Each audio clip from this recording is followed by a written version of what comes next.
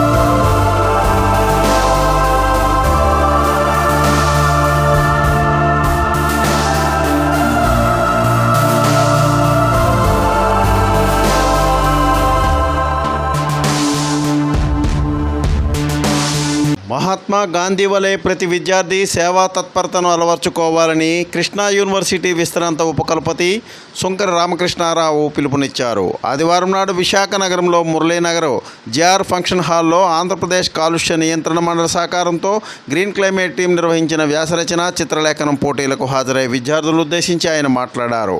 వ్యాసరచన చిత్రలేఖనం పోటీలు విజయవంతంగా నిర్వహించాలని అన్నారు. ధనంజయ్ కుమార్, స్ఫూర్తి న్యూస్, విశాఖ సిటీ.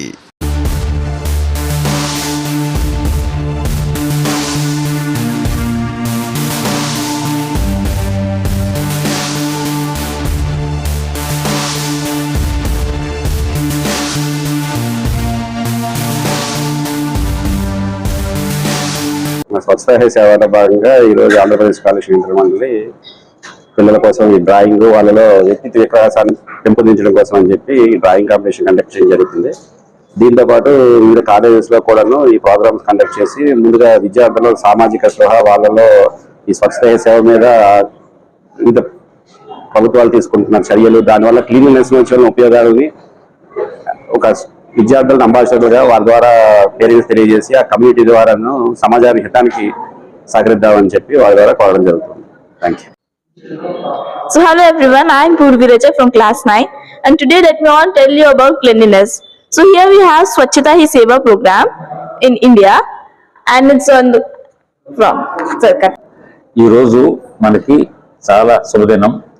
గాంధీ మహాత్ముడి జయంతి సందర్భంగా మనందరం కూడా ఇక్కడ మీట్ అవ్వడం, స్వచ్ఛత మన భారతదేశాన్ని ఒక స్వచ్ఛ భారత్గా తీర్చిదిద్దాలని మన మోడీ గారు, ప్రైమ్ మినిస్టర్ అయిన మోడీ గారు కూడా చాలా చక్కగా అభివర్ణించి దానికి పిల్లల్లో ఒక చైతన్యం తీసుకురావాలని ఒక భావంతో ఈ పెయింటింగ్ కాంపిటీషన్ ఒకటి ఆర్గనైజ్ చేయడం జరిగింది. Please like, share, subscribe our channel.